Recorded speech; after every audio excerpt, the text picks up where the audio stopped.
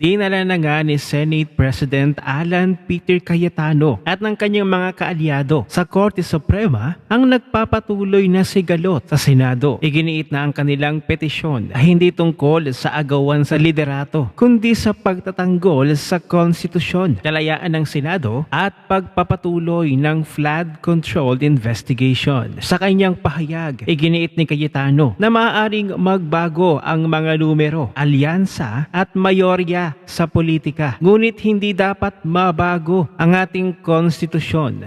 At sa petisyong inihain ni Senate President Alan Peter Cayetano at ng kanyang mga kaalyado, kapansin-pansin na wala sa listahan sina Senator Joel Villanueva at Senator Mark Villar. Napaisip tuloy ang taong bayan kung lilipat ba ang dalawang ito sa Gatchalian Block. Lalo pat may nagpost mula sa nagngangalang Daniel Nobleza. Ang sabi niya, posibleng pagtalon ni Mark Villar at Joel Villanueva sa kampo ni Sherwin Gatchalian bukas, planchado na. So kung pag-uusapan naman natin yung petisyon na inihain ng siyam na senador, ay mayroon silang legal standing to file the petition with the Supreme Court patungkol sa Senate leadership. E aabangan pa ba natin ang magiging desisyon ng Korte Suprema?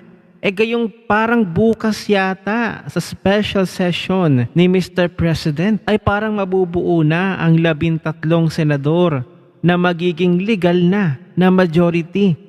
Sina Win Gatchalian. Aasa pa ba tayo sa desisyon ng Supreme Court? Gayong bukas na ay usap-usapan na bukas na ang bubuuin na 13 senador para kina Win Gatchalian Block na sila na ang magiging majority. E papaano kapag bukas nakapag-elect na ng bagong majority? Senate President na si Win Gatchalian. E di ibabasura lamang ng Supreme Court yung inihain na petisyon ni Senate President Alan Peter Cayetano. Hindi ba kasi sana nung buo pa silang 13 na senador ay sana noon pa ito ginawa ni Senate President Alan Peter Cayetano. Eh kasi kung bukas mabuo yung 13, pang 13 nga si Joel Villanueva, tapos kung totoo ang bali-balita na sasama pa itong si Mark Villar, magiging 14 na.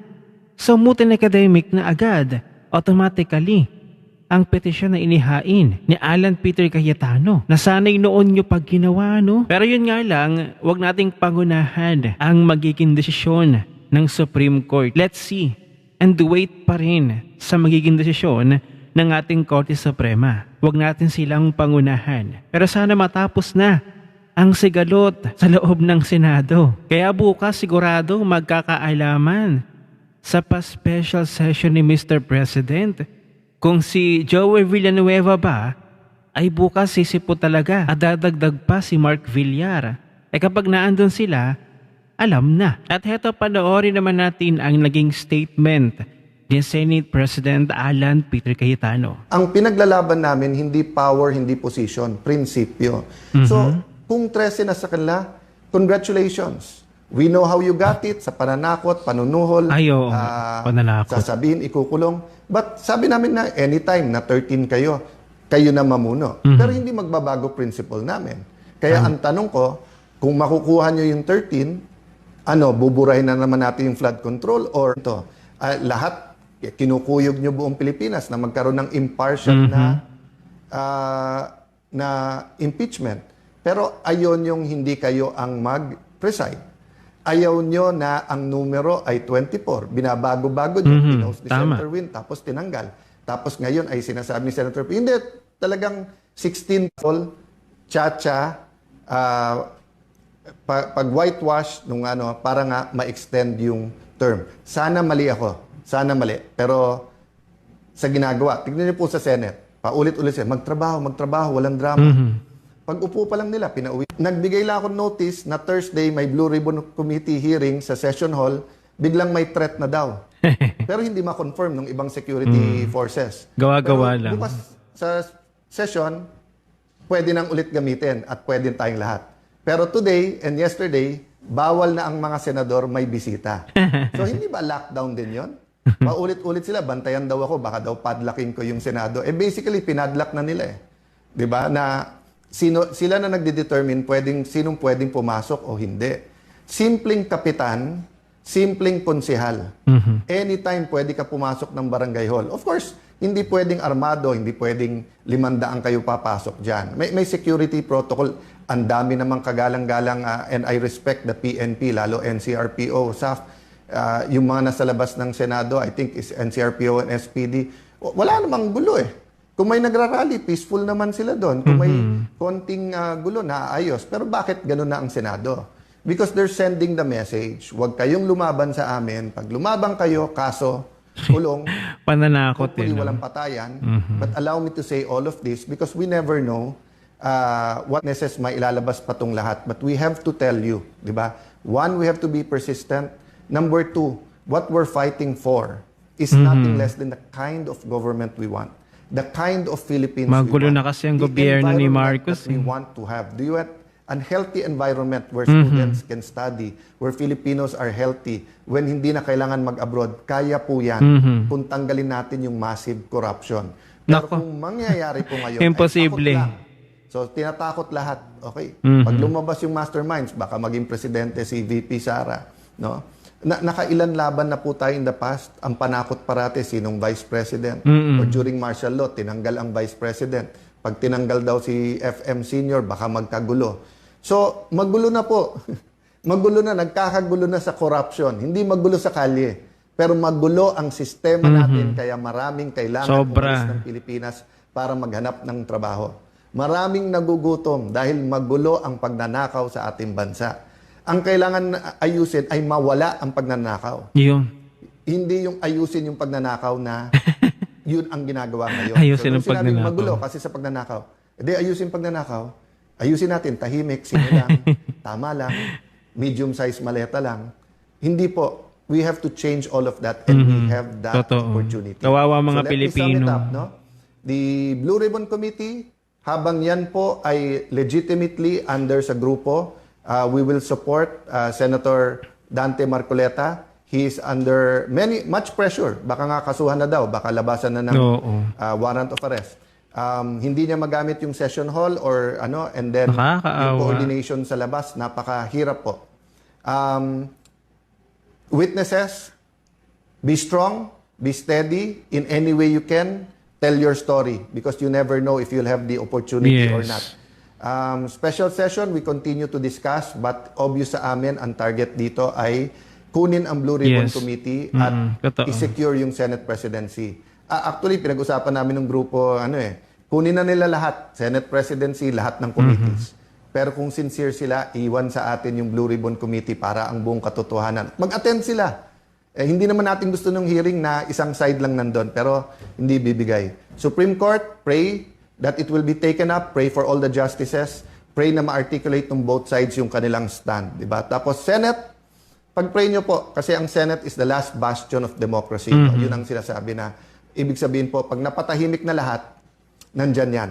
Kasi dumating ang time in martial law, pati media, kaya nga hangang-hanga dati ako nun sa Malaya at saka sa Inquirer, dahil nga may boses ng oposisyon.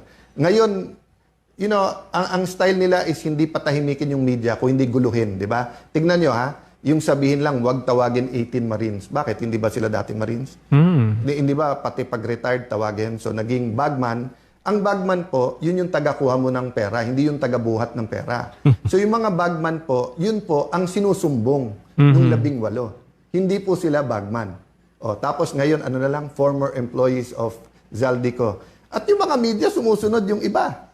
So, ang Malacanang na pala nagdidikta. May mga how bias to na rin. describe a witness. No? Ako hindi ko dinidikta sa media.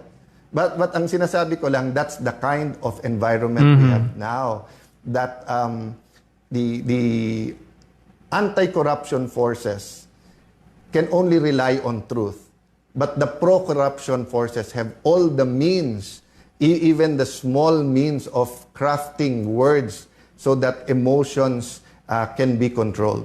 So, ito po ang inyong lingkod, si Kuya Alan. Hindi ko na sabihin senador, hindi ko na po sasabihin Senate President, whatever, kasi yung posisyon, baliwala sa akin yun. Pero gusto ko pong maging kuya, kasi ang kuya po, prinoprotektahan yung mga kapatid. Ang kuya po, sinasandalan din ni tatay at ni nanay para tumulong din sa pamilya. si Kuya pwede mong katukin kahit anong oras. So I draw inspiration also from my colleagues and allies in the 12. Marami pong pagsubok ang bawat isa, whether it's health issues, whether it's yung kaso, etc. So pag-pray nyo po kami. But yun nga po, let me affirm my faith in our system, in our constitution, in the God that I believe is alive. So again, we will update you. Please read the statement, and I think the petition should be made available usually after a few days. Pinopost yan ng Supreme Court. God bless you po. Yun nga lang.